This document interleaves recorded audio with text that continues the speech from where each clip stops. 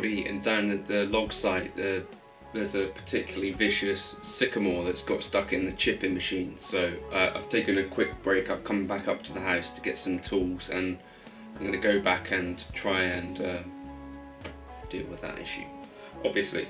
So I just wanted to make a quick interlude here. This is a bunch of my playing from yesterday. Basically the idea of the video, thinking about is there a way to kind of get back out of the modelling rabbit hole once you're down it. Those of you who know the channel might know that I kind of started off with Pod XT Live, I think, way back when I was about 17. And at that same time I also had a Mesa Boogie Nomad, which I've still got over here. At some stage I also got a Kemper, got the HX Stomp, I bought the Iridium when that came out, which we're nearly coming up on a year now. Obviously the Fractal FM3, all of these modelling solutions, and it's kind of fun to experiment with and do A/B comparisons. They seem to get quite a few views on YouTube, which is kind of a nice thing.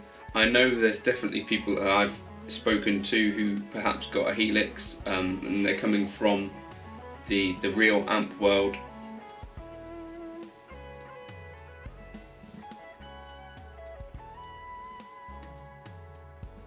They might have a bit of a frustrating time trying to get tones out of a Helix or whatever they end up finding, or even a Strymon Iridium that's not completely foolproof.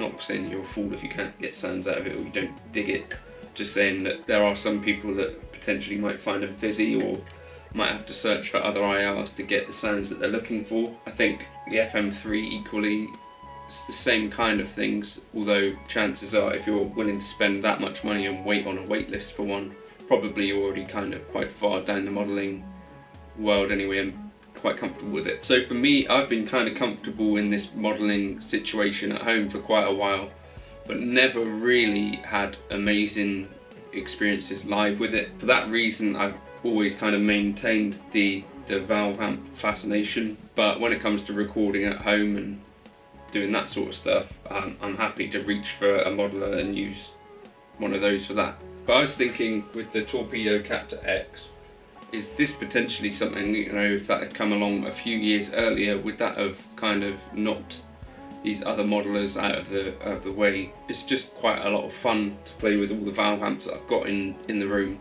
All of the clips in this video are recorded with the Ceriatone overtone into this, and basically there's not loads of tweaking particularly necessary, and potentially the sounds that you're hearing in the room, if you set up this with the right kind of cabs and stuff.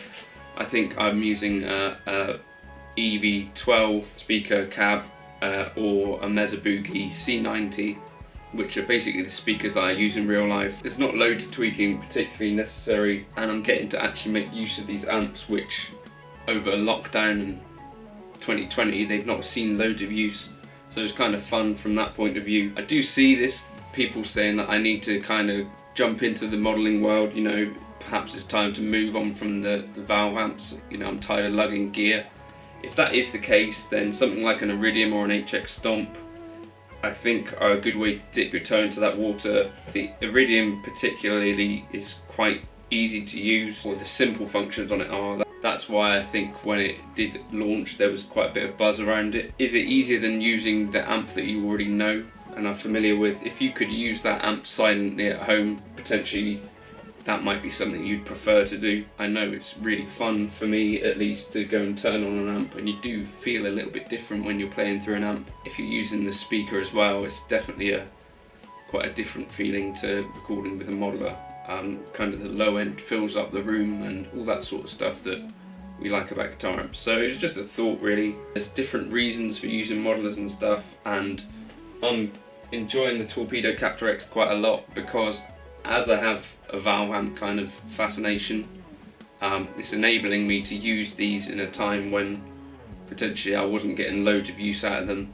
And I can record silently because it's got that load box. That was one of the things that the GFI Cabzeus Stereo was missing, and I think ultimately is why I didn't end up using it as much, as I have already used this in the last kind of week or so that I've had it. So I'm enjoying it a lot. So there's some more playing coming. Sorry for this ramble, but I just thought it might be worth discussing. Is there a way that you've got out of the modelling rabbit hole? Are there things that you've been happy with, unhappy with? Let me know in the comments what you reckon. And I've got to get back down to the log site to sort out this sycamore.